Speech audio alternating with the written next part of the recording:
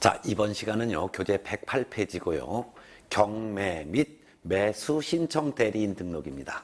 마지막 시간이 되겠습니다. 보겠습니다. 경매 및 매수 신청 대리인 등록인데요.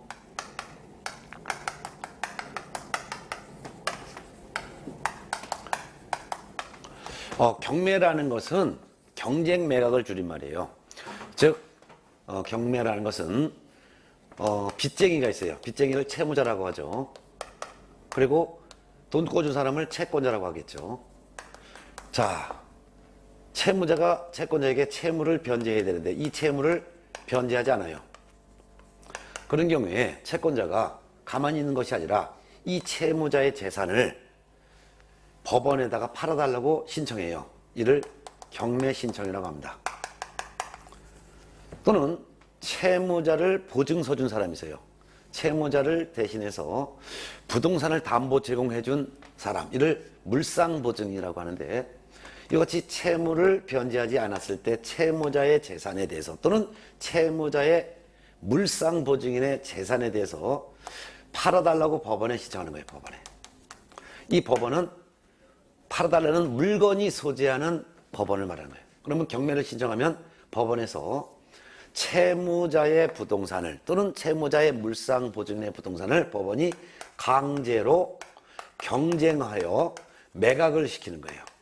그래서 경쟁 매각을 줄여서 경매라는 거죠. 강제로 채무자의 부동산 또는 물상보증인의 부동산을 경쟁 매각시켜서 팔아요. 그럼 매각 대금이 나오겠죠. 그러면 매각 대금이 나와요.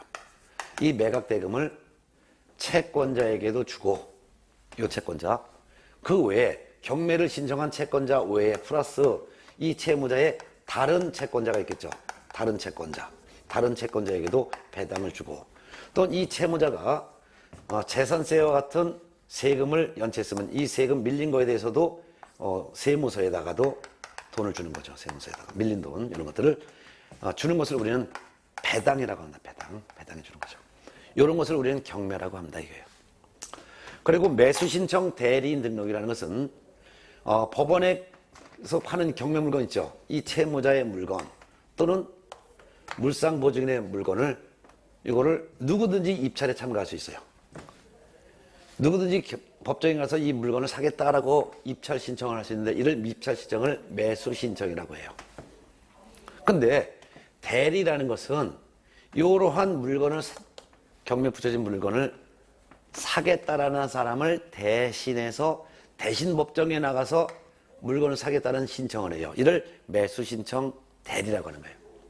근데 아무나 매수 신청 대리할 수 있는 것이 아니라 법원에 별도로 매수 신청 대리인으로 등록을 한 사람만이 대신 법정에 나가서 물건 대신 사는 행위를 할 수 있죠. 그러면 경매에 붙여진 물건에 대해서 누구든지 다 법정에 나가서 물건을 살 수가 있다. 근데 물건을 사겠다는 사람을 대신해서 대신 법정에 나가서 물건을 사겠다는 행위를 하려면 법원에 매수신청 대리인 등록을 해야 되는데 누가 매수신청 대리인 등록을 할 수 있느냐? 지금 현재는 공인중개사인 개업 공인중개사이거나 또는 법인인 개업 공인중개사만이 매수신청 대리인 등록을 할 수 있어요. 그럼 매수신청 대리인 등록이 되면 중개업도 하면서 추가로 경매에 붙여진 물건을 대신 입찰 참가도 대신할 수 있는 행위를 할 수 있게 되는 거죠. 자, 그 중에서 먼저 경매부터 먼저 이제 공부를 하겠습니다. 그러면 법원 경매부터 볼까요? 자, 법원에서 판다 해서 법원 경매라고 이름을 붙인 거예요. 그러면 이제 법원 경매의 뜻은 아까 말씀드렸죠. 경매 개념은 채무자가 채무를 변제하지 않았을 때 채무자의 부동산 또는 채무자의 물상보증인의 부동산을 팔아달라고 채권자가 법원에 경매 신청을 하면 법원에서는 부동산 소유자의 의사와 관계없이 채무자의 부동산이나 또는 채무자의 물상보증인의 부동산을 강제로 경쟁 매각해서 파는 것을 우리는 법원 경매라고 한다. 그 말이죠. 그럼 법원 경매의 종류는 두 가지가 있어요. 강제 경매와 임의 경매라는 게 있어요. 강제 경매라는 것은 경매를 신청한 사람이 채권자고, 임의 경매라는 것은 경매를 신청한 사람이 물권자라는 뜻이에요. 그래서 물권자가 경매를 신청했을 때는 이미 경매, 예를 들면 저당권자가 경매 신청했다든가 전세권자가 경매 신청했다든가 유치권자가 경매 신청한 것은 임의 경매라고 하고, 일반 채권자니까 주택 임차권자가 경매 신청했다든가 또는 가압류권자가 경매 신청한 것을 우리는 강제 경매라고 한다. 이렇게 보면 되겠습니다. 그 다음에 이제 경매 방식입니다. 그러면 경매를 신청했어요. 경매 신청을 받은 법원에서는 경매를 받은 법원에서는 파는 방법을 매각 방식이라고 합니다. 매각을 하는 방식은 법원에서 세 가지 방법을 가지고서 선택합니다. 법원에서 경매 신청을 받은 법원에서는 채무자의 부동산 또는 물상보증인의 부동산을 매각을 하는데, 매각하는 방식이 세 가지 방식이 있고 세 가지 방식 중에서 선택할 수 있어요. 첫 번째는 기일 입찰이 있죠. 기일 입찰이라는 것은 특정한 기일날 매각을 실시하고 그 매각 실시한 그날 매각에 대한 결정까지 하는 거예요. 쉽게 해서 누가 낙찰됐는지 낙찰자를 결정도 그날 하는 거예요. 그래서 입찰하는 날과 입찰 기일하는 날, 이날 낙찰자가 누구인지를 낙찰자를 결정하는 것을 우리는 기일입찰이에요. 같은 날이에요. 같은 날. 그래서 오전 10시 반쯤에 입찰을 실시하고 1시간 후인 11시 반쯤에 누가 낙찰자인지를 결정하는 방식을 기일 입찰이라고 한다. 두 번째, 기간 입찰이 있어요. 기간 입찰이라는 것은 입찰하는 것은 입찰 기일을 언제부터 언제까지 입찰 기일을 잡아요. 그래서 1월 10일부터 1월 25일 요 사이에 자유롭게 입찰에 참가하는 거예요. 그리고 별도로 낙찰자 결정은 별도의 날짜, 예를 들면 1월 28일 날 별도의 날짜를 정해서 낙찰자를 결정하는 방식을 기간 입찰이라고 합니다. 세 번째는 호가 경매 방식이 있어요. 호라는 것은 부른다는 것이고 가격을 부른다. 즉 얼마에 사겠습니다라고 가격을 호청한 사람 중에서 가장 높은 가격으로 호청한 사람을 낙찰자로 결정하는 거예요. 이거는 그날 하루에 낙찰자도 결정하는데 단지 가격을 얼마 사겠다고 부르는 거죠. 근데 기일 입찰과 기간 입찰은 얼마 사겠다고 말로 떠드는 것이 아니라 전부 다가 입찰서를 작성해서 입찰서를 제출하는 방식이에요. 네. 그 다음에 이제 권리 분석인데요. 권리 분석은 그럼 법원에서 경매 물건을 파는 거예요. 물건을 팔 때 이때 입찰에 참가하고자 하는 사람은 입찰 참가자는 입찰에 참가하기 전에 먼저 내가 이 경매에 붙여진 이 부동산을 낙찰받았을 때 소유권을 취득하지만 이 낙찰받은 부동산에 설정되어 있는 제한 권리, 예를 들면 저당권, 근저당권, 가압류, 임차인 이런 사람들을 없애버릴 수 있느냐, 그렇지 않고 임차인의 보증금을 내가 떠나야 되느냐, 이런 것을 판단하는 권리 분석을 해야 돼요. 그래서 권리 분석부터 해야 돼요. 권리 분석하는 거예요. 권리 분석. 그래서 입찰 참가하기 전에 먼저 권리 분석부터 하고 그 다음에 입찰 참가하는 거죠. 그럼 입찰 참가하기 전에 권리 분석부터 해야 되는데, 권리 분석이란 경매에 붙여진 부동산을 낙찰받아서 대금을 다 내서 소유권을 취득했을 때 소유권 취득하는 것 외에 별도로 낙찰받은 부동산에 설정되어 있는 세입자를 떠나야 되는지 저당권자의 채무를 떠나야 되는지 이를 판단하는 것을 권리 분석이라고 한다. 권리 분석을 할 때는 권리 분석하는 방법은 일단 경매에 붙여진 부동산에 대해서 입찰 참가하기 전에 일단 그 경매에 붙여진 부동산이 이거라고 한다면은 이 부동산에 대해서 이 부동산에 설정된 권리를 쭉 나열해 보는 거예요. 봤더니 이 부동산의 소유자는 A고 이 사람이 소유자이면서 채무자가 돼요. 채무자. 이 소유자이면서 채무자인 A 부동산이 경매에 붙여졌다 이거예요. 그런 경우에 가장 먼저 설정된 권리부터 가장 최근에 설정된 권리까지 순서로 나열해 보는 거예요. 봤더니 제1번째로다가 전세권자가 이 주택에서 살고 있더라. B라고 할게요. 그리고 전세 금액이 1억 원이더라. 두 번째는 이 주택에 세입자, 즉 임차인이 살고 있더라. 임차인 쉬고 임차 보증금도 1억 원이더라. 그런 다음에 세 번째는 이 부동산에 은행에 저당이 잡혔어요. 그 저당 또는 근저당이 잡혔어요. 근저당. D인데 얼마냐? 2억이라고 할게요. 그런 상태에서 이 주택에 또한 위에 후술에도 여기 임차인이 또 살고 있어요. 2. 얘도 1억에 살더라. 그런 상태에서 위에 건물을 증축했는데 여기 공사대금 달라고 유치권 행사 중 이렇게 건물에 유치권자가 있더라. 그래서 다섯 번째는 유치권자가 있는데 공사대금 F가 1억 달라고 주장하고 있더라. 이러한 부동산이 권리가 되어 있는데 저당권자가 자기가 빚을 못 받으니까 이 채무자의 부동산에 대해서 경매를 신청했더라. 경매를 신청을 받은 법원에서는 이 부동산이 경매에 들어왔다는 사실을 등기소에 시켜서 등기시켜요. 이를 경매 개시 결정 등기라고 합니다. 경매 개시 결정 등기를 줄여서 제가 경매 등기라고 할게요. 경매 등기가 되면은요, 이 부동산의 소유자는 자기 부동산이라 하더라도 처분권이 박탈돼요. 처분권이 박탈되는 것을 우리는 압류의 효력이 생긴다. 그 말이 표현합니다. 그리고 경매를 신청한 요 사람이, 경매 신청한 사람이 저당권이라면 이 경매 신청한 사람을 압류 채권자라고 부르는 거예요.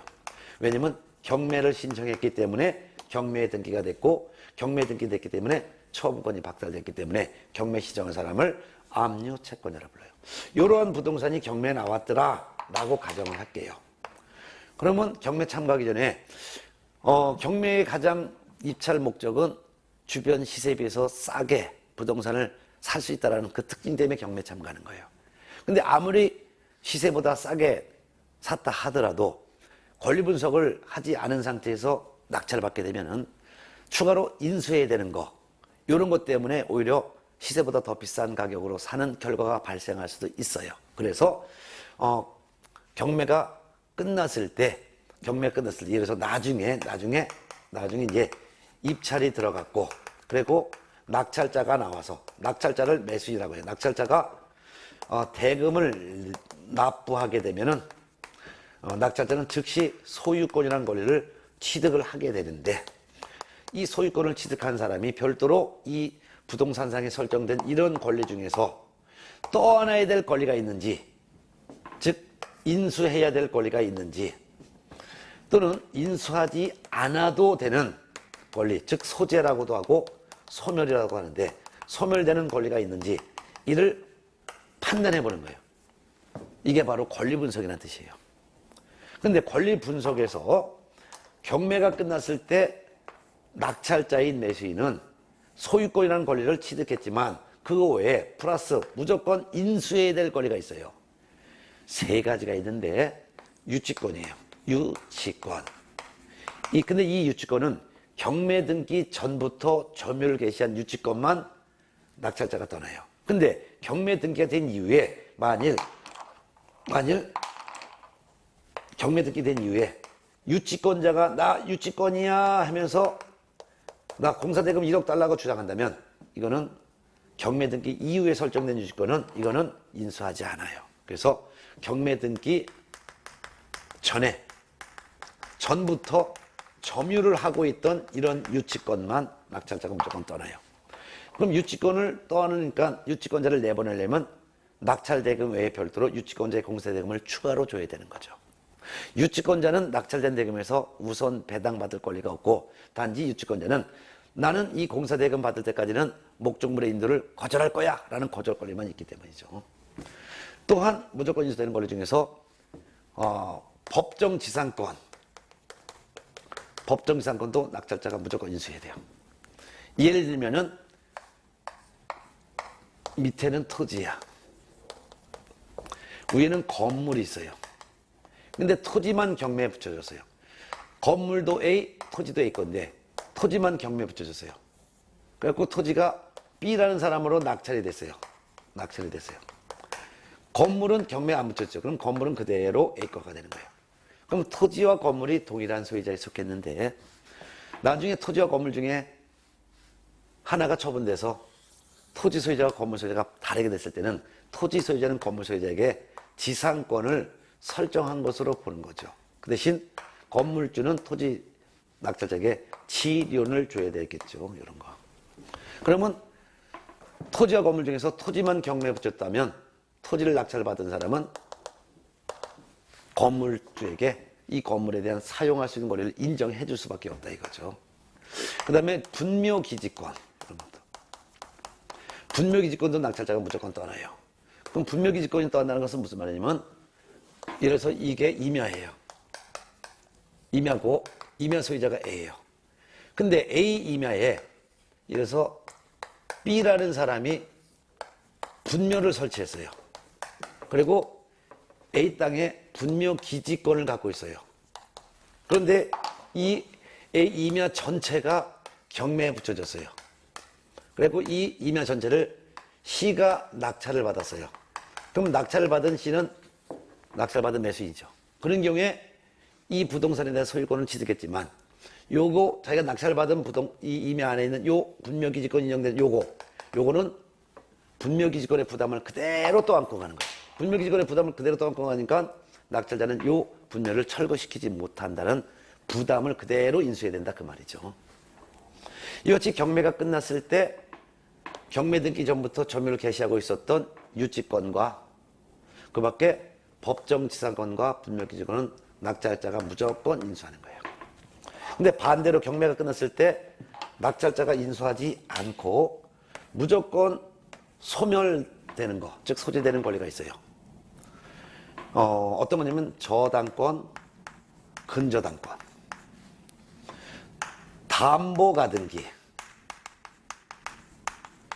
그 다음에 가압류 등기, 경매 등기, 압류. 요거는 경매가 끝나면 무조건 소멸되는 거예요. 저당권, 근저당권, 담보가 등기는 경매에 붙여진 이 부동산에 대해서 소유자가 담보 제공하고 돈을 빌린 거예요. 그러니까 나중에 경매가 끝나면 자기들이 받을 돈은 낙찰된 대금에서 그대로 배당을 받는 거예요. 가압류, 요거는 이 경매에 붙여진 이 부동산 소유자에 대해서 돈을 받을 권리가 있는 일반 채권자예요. 그런데 이 가압류권자는 이 낙찰받은 부동산에 대해서 낙찰된 대금에서 자기가 받을 돈을 배당받아요. 그리고 없어지는 거예요. 그리고 경매가 끝났잖아요. 경매가 끝났어요. 입찰이 있었잖아요. 경매가 끝났잖아요. 경매가 끝났으니까 이 부동산 경매에 들어왔습니다라는 이 등기를 그대로 둘 필요 없죠. 그러니까 소멸되는 거예요. 경매 등기가 소멸되니까 압류 효력도 같이 없어지는 거죠. 이와 같은 것들은 경매가 끝나면 무조건 소멸되는 거예요. 그러니까 낙찰자는 인수하지 않는 거죠. 자, 이와 같이 권리 분석이란 경매가 끝났다. 그래서 낙찰자가 대금 납부해서 소유권 취득했다. 그렇지만 소유권은 취득했지만 낙찰받은 부동산에 대해서 소유권 취득하는 것 외에 추가로 낙찰자가 인수해야 될 권리가 있는지 인수하지 않고 소멸되는 권리가 있는지를 판단해야 되는데 이를 권리 분석이라고 하고 이 권리 분석은 입찰 참가하기 전에 먼저 입찰자가 해야 되는 거다. 경매가 끝났을 때 소유권 취득했지만 경매 등기 전부터 점유를 개시한 유치권, 법정상권과 분묘기지권은 낙찰자가 추가로 인수해야 된다. 그래서 유치권자 내보내려면 유치권자의 공사대금을 추가로 별도로 줘야 되는 것이고 법정지상권을 인수하니까 건물주에게 건물 철거를 주장하지 못하는 것이고 분묘기지권을 인수하기 때문에 분묘기지권의 부담을 받는 그 부분은 임야를 낙찰받은 사람이 분묘를 철거시키지 못하는 것이다. 그렇지만 경매가 끝났을 때 부동산에 담보 제공하고 돈을 꽂은 저당권자, 근저당권자, 담보가 등기권자 권리는 다 말소 등기가 되는 것이며 가압류권자의 가압류 등기도 말소되는 것이고 경매 등기와 압류도 다 없어지는 것이다 이거예요. 이게 바로 권리 분석이에요. 자, 그럼 예를 들어서 이런 사례를 가지고 보겠습니다. 경매에 붙여진 부동산이 주변 시세가 예를 들어서 얼마냐? 7억이라고 가정하겠습니다. 근데 지금 현재 법원에서는 최저 매각 가격이 정해졌어요. 최저 매각 가격이라는 것은 법원에서 최소 이 금액 이상으로 입찰 참가한 사람 중에서 가장 높은 금액으로 입찰 참가한 사람을 낙찰자로 결정하겠다는 것이 바로 최저 매각 가격이에요. 그러니까 최소 이 정도 금액 이상으로 입찰 참가한 사람 중에서 가장 높은 금액으로 입찰 참가한 사람을 낙찰자로 결정하겠다. 그래서 최저 매각 가격을 이래서 얼마냐? 2억이라고 가정을 하겠습니다. 2억 너무 적은가요? 그래서 그러면 3억이라고 가정하겠습니다. 3억. 자, 그러면은 여러분이 이 부동산이 여러분이 주변에 있는 부동산이라면 이거 주변 시세는 한 7억 정도 가는데 법원에서 최저 매각 가격이 3억이라고? 야, 이거 한 6억에만 낙찰받아도 시세보다 1억에 싸는 거니까 이거 내가 좋겠네. 이리 생각하면 안 돼요. 왜냐면 경매 참가하기 전에 뭐부터 하랬어요? 권리 분석. 권리 분석하는 것은 나중에 내가 입찰 참가해서 낙찰받았을 때 추가로 인수해야 될 거리가 있는지 또는 인수하지 않는 게 있는지를 판단해보라 그랬잖아요.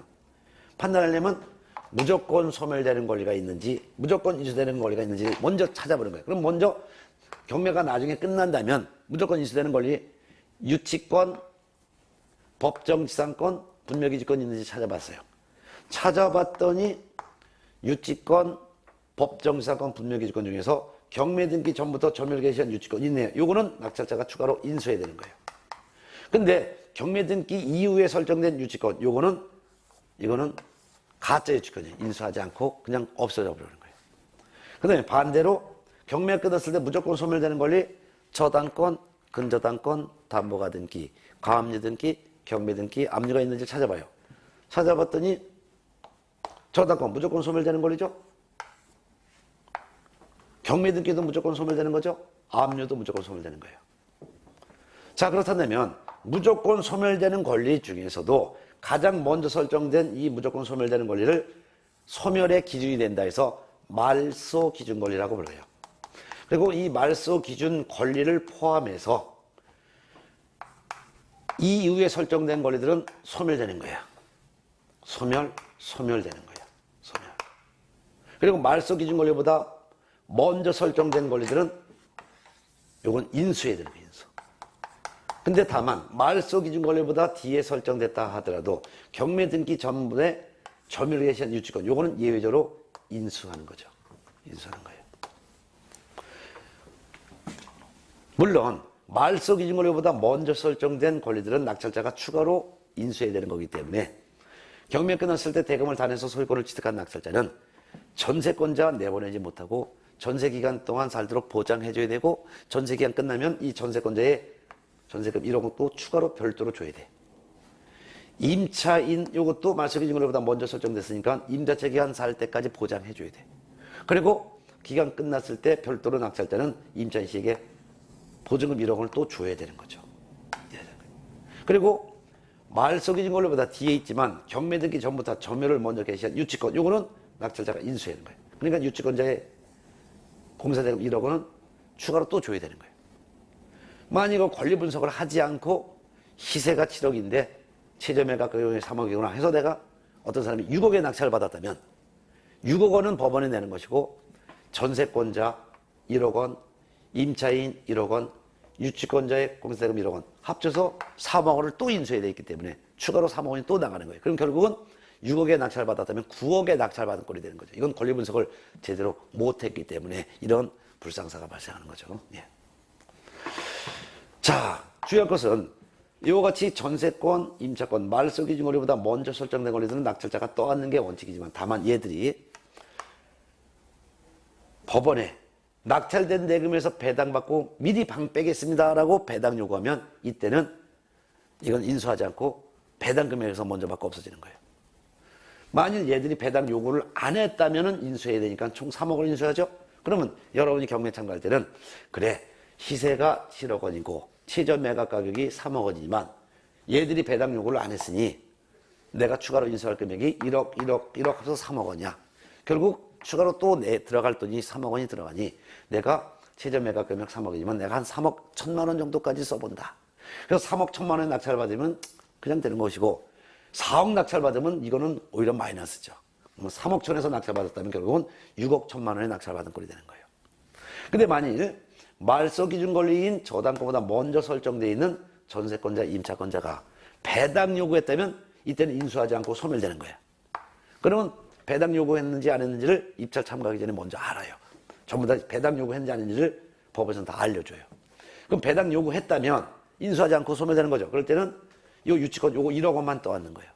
그럴 때는 3억 1천만 원 써가지고 낙찰받을 가능성이 없죠. 왜냐면 다른 사람이 더 높은 금액 쓸 테니까. 이럴 때는 한 5억 1천만 원을 쓰는 거지. 5억 1천만 원을 쓰더라도 결국은 요 유치권 1억만 인수하니까 6억 1천만 원에 낙찰받을 거리 되는 거죠. 그래서 얘들이 배당 요구했으면 입찰 보증금, 입찰 참가할 때 입찰액을 좀 높여 쓰고 얘들이 배당 요구 안 했다면 입찰액을 낮춰서 쓰고 이렇게 하는 거죠. 네. 이게 권리 분석이에요. 자, 그 다음에 이제 양가로 5번 기일 입찰 방식에 따른 경매 진행 절차를 보는데 경매 진행 절차는 그냥 이번 기초 입문 과정에서는 큰 틀만 잡는 거예요. 그러면 경매가 진행되는 절차는 크게 보면 10단계지만요. 큰 틀만 잡으시면 돼요.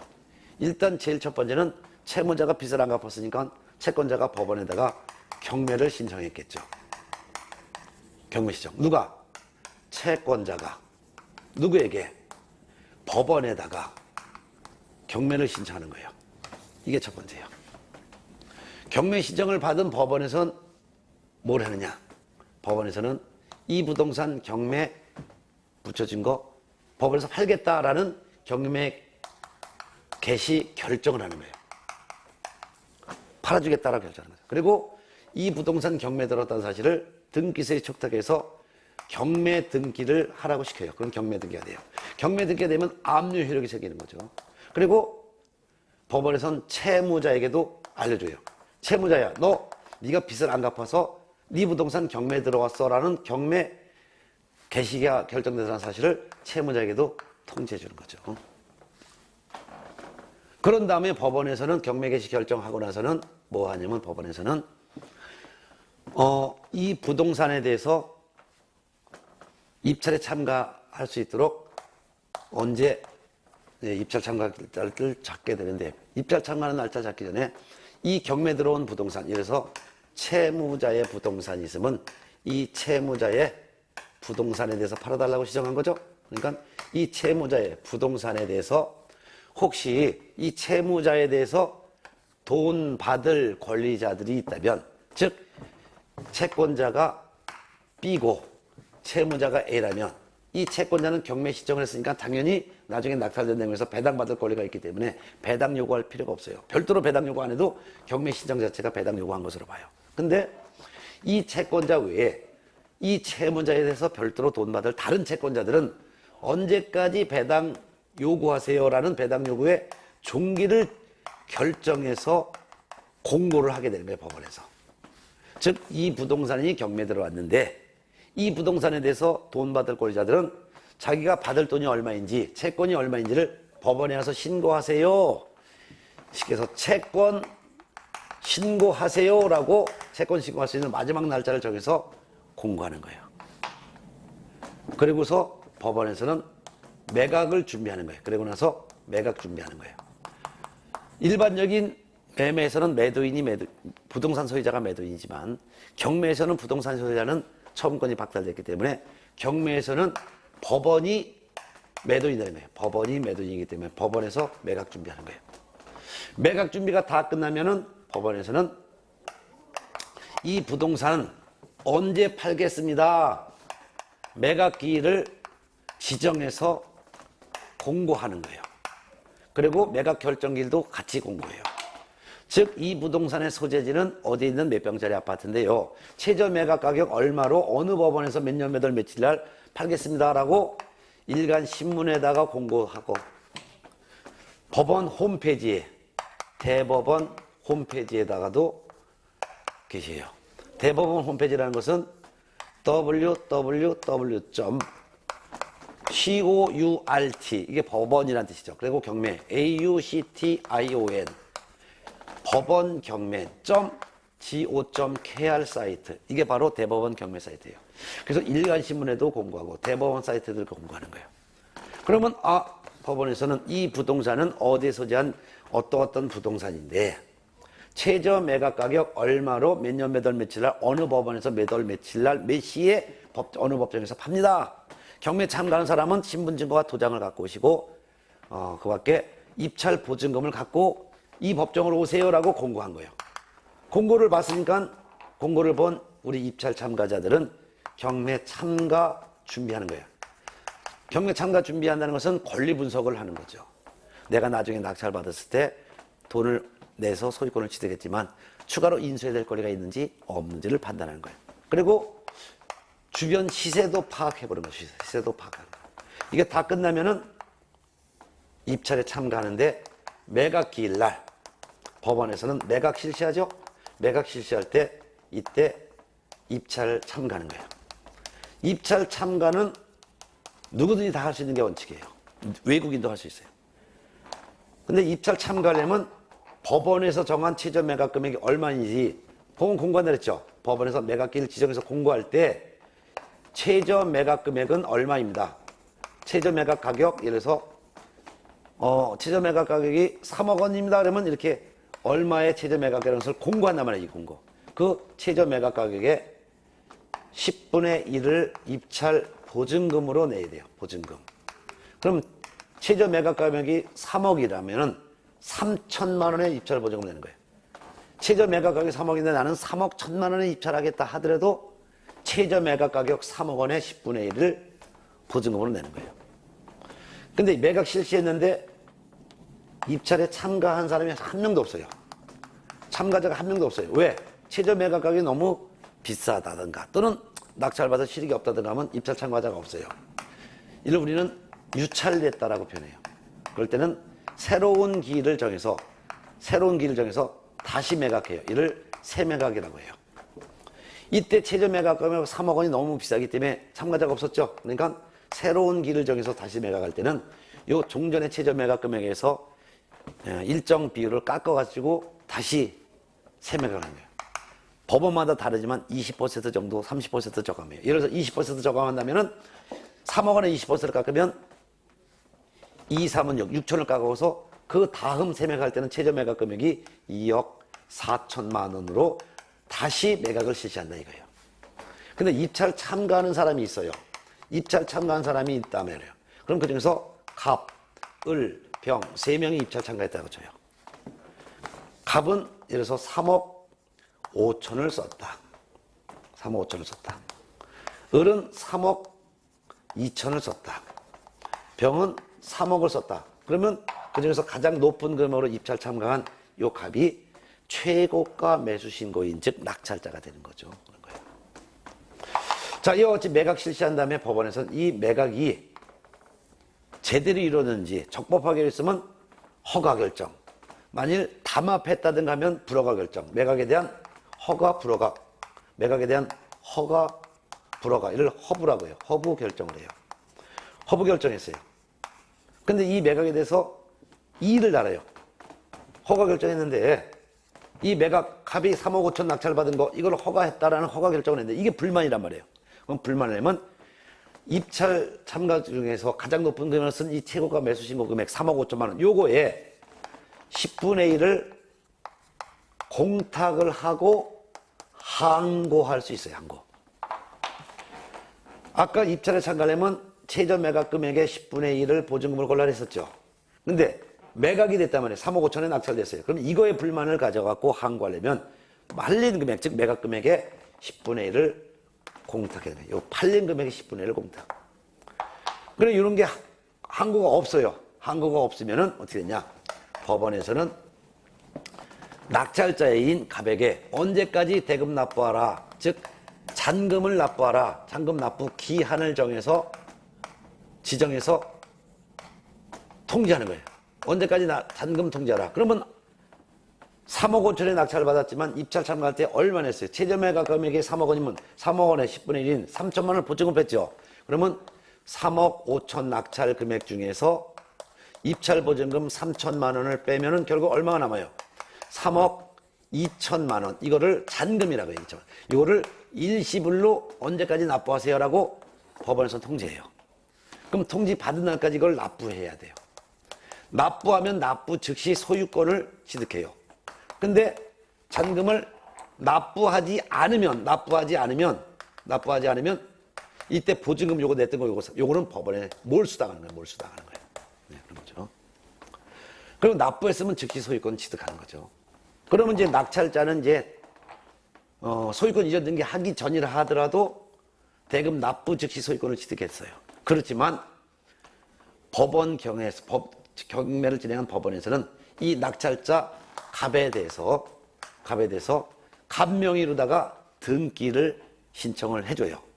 낙찰자가 직접 법원에 가서 낙찰자가 직접 등기소에 가서 소유권 이전 등기하는 것이 아니라 법원에서 낙찰자 앞으로 이전 등기 해주라 이렇게 법원에서 등기소에 시켜서 갑명의로 등기가 돼요. 등기가 되는 거죠. 물론 이전 등기하기 전이라 하더라도 대금 납부 즉시 소유권을 취득한 거예요. 근데 법원에서 낙찰자 앞으로 이전 등기를 시켜준다 이거예요. 그럼 들어가서 살아야죠. 들어가서 살아야 되는데 여기에 집주인이 살고 있어요. 근데 얘가 집을 빼주지 않아요. 채무자가 집을 비워주지 않아요. 그러면 안 나가면 얘를 강제로 끄집어내달라고 법원에 신청할 수 있어요. 이를 인도명령이라고 해요. 인도명령은 낙찰자가 대금을 다 내고 나서 6개월 이내에 법원에다가 경매를 진행한 법원에 얘 끄집어내달라고 신청하면 인도명령 받아서 강제로 끄집어내는 거죠. 물론 낙찰자가 낸 돈 있죠. 보증금 3천만 원, 그 다음에 잔금 3억 2천, 합쳐서 3억 5천. 요거는 전부 배당을 해주는데, 배당해주는 것은 경매를 신청한 채권자인 이 사람에게도 배당해주고, 경매 신청하지 않았지만 이 채무자에 대해서 별도로 다른 채권자가 있으면 다른 채권자들한테도 배당해주는 거예요. 만일 이와 같은 경우에서, 이와 같은 케이스에서 3억 1천만 원의 갑의 낙찰을 받았다면은 낙찰을 받은 중에서 만일 얘가 배당 요구를 안 했다면 3억 1천만 원의 낙찰을 받았겠죠? 그럼 배당 요구 안 했으니까 이거 인수하는 거예요. 그러면 배당은 어떻게 하냐? 권리 설정 순으로 배당해 주는 거예요. 저당권자 요 사람 2억 배당해줘. 그래도 낙찰 금액이 3억 1천이니까 2억 낙찰 대금에서 저당권자 2억 원 배당해 줘서도 1억 1천만 원 남죠. 그 다음에 요 임차인이 대항력과 확정일자를 갖췄으면 임차인에게 1억 배당해 주는 거예요. 배당해 주는 거예요. 그럼 그래도 1천만 원 남죠. 1천만 원 남은 것은 채무자인 부동산 소유자에게 1천만 원 돌려줘요. 이렇게 이어지는 거예요. 그 대신 이 낙찰자는 3억 1천만 원 낙찰을 받았지만 1순위 전세권자 전세기간 끝날 때까지 살도록 보장해주고 끝나면 1억 원 전세금을 또 줘야 돼. 그 다음에 2순위 임차인도 배당 요구 안 했으니까 떠나야 되죠. 그러니까 임대차 기간 살도록 보장해주고 기간 끝나면 1억 원 또 보조금 줘야 돼. 그 다음에 유치권자 경매 등기 전에 점유를 개시한 유치권자 이 사람의 공사대금 1억 원을 낙찰자는 별도로 또 줘야 되는 거죠. 결국은 3억 1천에 낙찰을 받았다 하더라도 6억 1천만 원에 낙찰받은 꼴이 된다는 뜻이 되겠죠. 예. 이게 바로 경매 관련된 사항이었습니다. 자, 마지막 파트가 110페이지 매수신청, 대리인 등록 등에 관한 대법원 규칙인데요. 요거는 우리가 공인중개사 법령에서 개업 공인중개사는 본업으로 중개업을 할 수 있어요. 근데 중개업을 하면서 별도로 그 외에 추가로 겸업도 할 수 있어요. 겸업을 할 수 있는데 그 중에서 법인인 개업 공인중개사와 공인중개사인 개업 공인중개사는 경매 및 공매 대상 부동산에 대해서 권리 분석 및 취득의 알선도 할 수 있고 또는 경매 대상 부동산 또는 공매 대상 부동산에 대해서 매수 신청의 대리나 입찰 신청의 대리도 할 수 있다 했어요. 근데 법원 경매 물건에 대해서 매수 신청을 대리하는 행위를 하고자 할 때는 법원에 가서 매수 신청 대리인 등록부터 해야 된다 했었죠. 그러면 직접 법원에 가서 경매 물건은 누가든지 직접 다 살 수 있는데 직접 누가 사는 게 아니라 물건을 사고 싶은 사람을 대신해서 입찰을 대신 법정에 대신 나가는 행위를 하려면은 즉 매수 신청 대리 행위를 하려면 법원에 가서 매수 신청 대리인 등록부터 해야 된다라는 내용을 규정한 법규가 바로 매수 신청 대리인 등록 등에 관한 대법원 규칙이 돼요. 자, 그러면 양가를 1번 보면 매수 신청 대리인 등록 신청 일반에서 그럼 법원에 매수 신청 대리인 등록을 신청할 수 있는 사람은 중개사무소 개설 등록을 한 개업 공인중개사 중에서도 공인중개사인 개업 공인중개사와 법인인 개업 공인중개사만 할 수 있어요. 즉 법개공, 공개공만 매수 신청 대리 등록할 수 있어요. 그렇다면 부칙 6조 2항에 규정된 개업 공인중개사는 경매 관련 업무를 대행할 수 없으므로 매수신청 대리 등록할 수가 없습니다. 또한 아무리 공인중개사라 하더라도 중개사무소 등록을 하지 않았다면 그냥 자격만 있는 공인중개사이거나 또는 자격이 있다 하더라도 등록을 한 게 아니라 개공에 소속을 한 소속 공인중개사라면 매수신청 대리 등록을 할 수가 없습니다. 오직 법인인 개업 공인중개사 또는 공인중개사인 개업 공인중개사로 중개사무소 등록한 자만 할 수 있다 이거죠. 그 다음에 등록관청인데요. 법원 경매물건에 대해서 대신 법정에 나가는 행위, 즉 매수신청 대리 행위를 하고자 하는 법개공과 공개공은 매수신청 대리인 등록을 할 수 있는데 경매 대상 부동산에 대해서 매수신청 대리 행위를 하고자 하는 법개공이나 공개공은 아무리 중개업 등록을 했다 하더라도 별도로 법원에 가서, 즉 중개사무소가 소지하는 지방법원장에게 가서 매수신청 대리인 등록을 추가로 또 해야 됩니다. 그래서 중개업 등록도 하고 추가로 법원에 가서 매수신청 대리인 등록도 해야 되는데 매수신청 대리인 등록을 어디 가서 사무소 소재지 지방법원장한테 가서 하라 이거예요.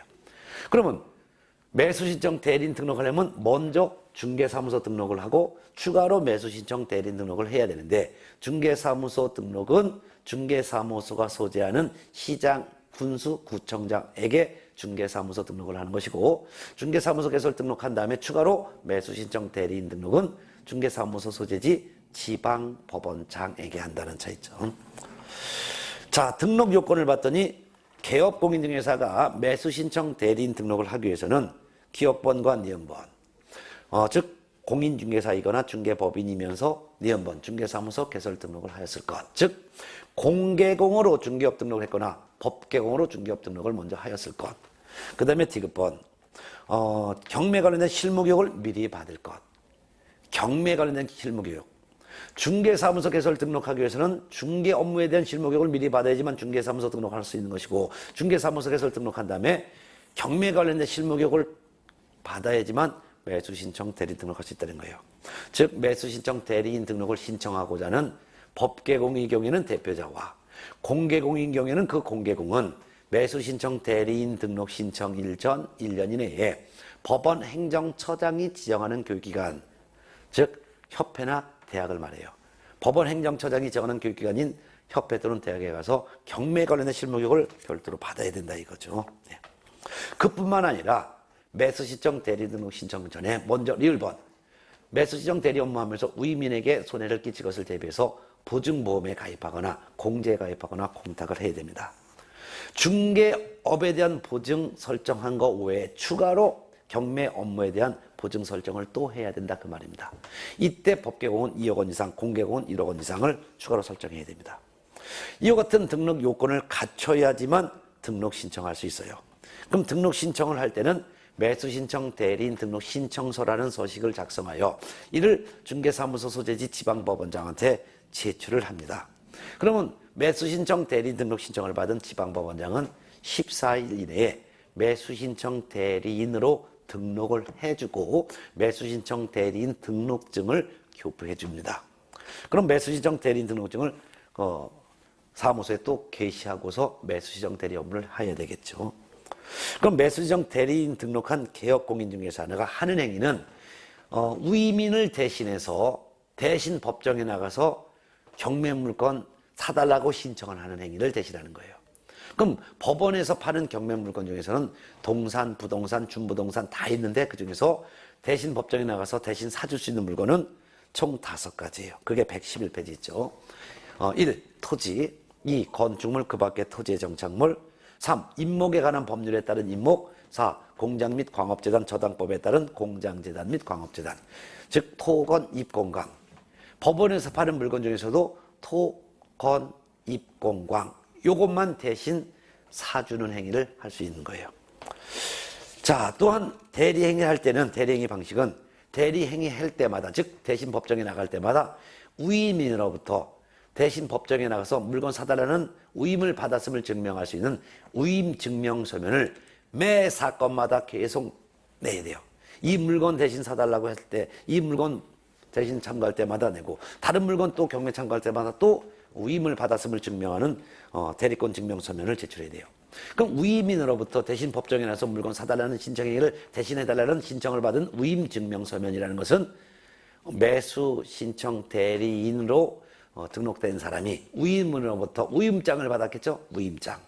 위임장과 매수신청 대리인 등록이 됐다는 증명서면인 매수신청 대리 등록증 4번. 이같이 위임인의 인감증명서가 첨부되어 있는 위임장과 매수신청 대리인 등록증 복사본을 우리는 위임증명서면, 즉 대리권을 증명받았다. 대리권이 있음을 증명하는 서면이라는 거예요. 이걸 매 사건마다 내야 돼요. 그리고 이걸 개업공인회사가 직접 법정에 갖다 내고 개업공인중개사가 직접 법정에 출석을 해야 됩니다. 따라서 소속공인중개사나 또는 중개보조원이 대신 법정에 나갈 수는 없습니다. 그래서 대리행위는 매수신청 대리인 등록을 한 개업공인중개사가 매각장소 또는 집행법원에 직접 출석을 해야지 고용인으로 하여금 대신 출석하게 할 수는 없습니다. 또한 대신 법정에 나갔을 때 할 수 있는 행위는 전부 다가 매각기일날 하는 행위로서 전부 다가 대리행위라는 거예요. 그래서 위임을 대신해서 법정에 대신 나가서 경매물건 사겠다는 신청하는 행위를 대신하는데 어떤 행위를 할 수 있냐? 박스에 7가지가 있어요. 첫 번째는 대신 법정에 나서 보증금 내는 거, 보증금 제공하는 것을 대신 낼 수 있다. 입찰보증금 최저 매각 가격의 10분의 1 내는 거죠. 요거를 보증금 대신 낼 수 있다. 두 번째는 입찰표를 대신 작성해서 대신 제출할 수 있다. 세 번째는 차순위 매수신고를 대신할 수 있다. 차순위 매수신고라는 것은 대신 법정에 나갔어요. 근데 낙찰받지 못해줬어요. 낙찰받지 못해줬는데 그럼 낙찰받은 사람이 나중에 잔금 내면 소유권 취득하죠. 근데 낙찰받은 사람이 잔금을 안 내면은 보증금은 몰수된다 그랬죠. 그러면은 경매에 참가했던 사람 중에서 낙찰받지 못한 사람 중에서 가장 2등으로 또는 낙찰받지 못한 사람 중에서 최고가 매수신고인이 낙찰자가 돈을 안 내면 우리가 대신 살게요 라고 입찰에 참가했지만 낙찰받지 못한 사람 중에서 대신 사겠다는 행위를 할 수 있어요. 이를 차순위 매수신고라고 하는데 차순위 매수신고를 대신해 줄 수 있죠. 따라서 차순위 매수신고를 대신한다. 그 말은 대신 입찰에 참가했는데 낙찰받지 못해줬다 이거예요. 그런 경우 낙찰자가 돈을 안 내면은 대신 사겠습니다 라는 신청을 할 수 있는 데를 차순위 매수신고라고 하고 차순위 매수신고를 대신해 줄 수 있다. 그 다음에 네 번째, 대신 참가했는데 낙찰받지 못해줬어요. 그럴 때 그럼 냈던 보증금은 돌려받아야죠. 그러면 매수시장 보증금을 돌려줄 것을 요구하는 행위를 대신할 수 있다. 이런 행위를 할 수 있습니다. 뭐 여러 가지 있지만 이 정도만 알아두면 될 것 같습니다. 그 다음에 동그라미 4번 금쟁이. 매수신청 대리 등록한 개업공인중개사는 대리행위하면서 요런 행위는 하지 말아야 됩니다. 이런 행위를 해서는 안 된다 해놨어요. 어떤 걸 하면 안 되냐? 이중으로 매수신청 대리인 등록을 신청하는 행위를 해서는 안 됩니다. 중개사무소 등록도 이중 등록 안 되죠. 매수신청 대리인 등록도 이중 등록을 할 수가 없기 때문에 이중 등록 신청할 수가 없다 그 말입니다. 두 번째는 매수신청 대리인 사건에 있어서 매수신청인으로서 매수신청을 하는 행위를 하여서는 안 됩니다. 그 말은 위임인이 요 물건 대신 사주세요라고 대신 입찰 참가들이 요 물건 대신 사달래요. 근데 위임을 받은 매수신청 대리 등록한 개공이 딱 봤더니 자기가 사고 싶은 탐이 난다 하더라도 위임받은 물건은 위임인을 대신해서 입찰 참가를 대신해 주지 개공이 자기 명의로 직접 사면 안 된다 그 말이에요. 그 다음에 세 번째는 동일 부동산에 대해서 이해관계가 다른 2인 이상의 대리인이 되는 행위를 해서는 안 됩니다. 즉 물건은 한 개 물건인데 이거를 여러 사람으로부터 사달라는 부탁을 받으면 안 된다 이거죠. 그 다음에 네 번째, 명의를 대여하거나 또는 등록증을 대여하는 행위를 해서는 안 된다. 즉 매수시청 대리 등록한 개공이 자기의 이름을 다른 사람이 사용하게 하거나 또는 매수시청 대리 등록증을 빌려주거나 주는 행위를 해서는 안 된다. 다섯 번째는 다른 개업 공인중개사의 명의를 사용하는 행위를 해서는 안 된다. 그 다음에 여섯 번째는 입찰 방해하면 안 된다. 그 다음에 일곱 번째는 서류에 허위 내용 기재해서는 안 된다. 이런 것들이죠. 자, 그러면 매수시청 대리 행위를 한 개공은 보수를 받아야죠. 그 보수가 바로 112페이지에 나와 있어요. 보수는 매수시청 대리 등록한 개업 공인중개사는 매수시청 대리에 관하여 위임인으로부터 예규에서 정한 범위 안에서 소정의 보수를 받아요. 근데 받는 보수가 크게 보면 세 가지로 나눠져 있어요. 박스에. 첫 번째는 상담 및 권리 분석 수수료를 받아요. 즉 상담료를 받는다 이거예요. 상담해주고 권리 분석해준 대가를 받는데, 이는 한 건 상담해주거나 한 건 권리 분석할 때 50만 원 범위 안에서 서로 협의해서 받습니다. 쉽게 해서 상담료 또는 권리 분석료는 한 건 상담 또는 한 건 권리 분석할 때마다 50만 원씩 받을 수 있다. 근데 그것은 50만 원 무조건 받는 게 아니라 50만 원 범위 안에서 서로 협의해서 받습니다. 협의해서. 두 번째는 매수 신청 대리 수수료예요. 이거는 대신 입찰 참가해 준 대가예요. 입찰 대신 참가했어요. 그래갖고 1번 매각 허가 결정이 확정되어 최고가 매수 신고인 또는 매수인이 된 경우, 그 말은 이제 낙찰까지 받아준 경우입니다. 이럴 때는 감정가의 1%와 최저 매각 가격의 1.5% 범위 안에서 협의해서 받습니다. 그래서 법원에서 감정가는 예를 들어서 5억이었어요. 근데 최저 매각 가격은 3억 원이었어요. 낙찰을 받아준 건 3억 천이었어요. 그러면 감정가가 5억이면 5억의 1%인 500만 원. 그 다음에 최저 매각 가격이 3억 원이라면 3억 원의 1.5%인 450만 원. 요 두 가지 중에서 높은 금액인 500만 원 범위 안에서 위민과 개공이 서로 협의해서 받아요. 그럼 낙찰 금액은 전혀 고려하지 않아요. 근데 동그라미 2번 최고가 매수 신고인 또는 매수인으로 되지 못한 경우, 이렇게 있어요. 그 말은 대신 입찰 참가했는데 낙찰 받아주지 못했다 그 말입니다. 이럴 때는 하루 고생한 수고료로서 50만 원 범위 내에서 서로 협의해서 결정해서 받습니다. 그 다음에 이제 마지막 세 번째가 실비예요. 실비라는 것은 장거리 출장비예요. 만일 중개사무소는 서울인데 경매법원은 부산이다, 이럴 수가 있죠. 그러면 장거리 출장비가 있죠. 이거는 30만 원 범위 안에서 우이민과 개공이 서로 협의해서 결정해서 받습니다. 자, 이와 같이 해서 이제 매수 신청 대리 등록에 관한 대법원 규칙 예규도 마무리 짐으로써 이렇게까지 해서 공인중개사법령 및 중개시부 전 과정을 마쳤습니다. 12월 이렇게 해서 우리가 기초입문과정을 이제 마쳤는데, 기초입문과정은 큰 흐름을 배우는 시간이에요. 그러니까 외우는 것은 뭐 1, 2월 과정부터 공부할 때 그때 외우는 거고, 전체적인 과정 큰 흐름 잡고 용어의 뜻만 정확하게 알면은 공부에 반응하는 것입니다. 자, 이렇게 해서 기초입문과정을 마쳤습니다. 1월부터는 기본서를 통해서 좀 더 이론을 심화시켜갖고 상세한 내용을 여러분과 같이 하겠습니다. 여러분 기초입문과정 듣냐고 수고하셨습니다. 여러분 수고하셨습니다.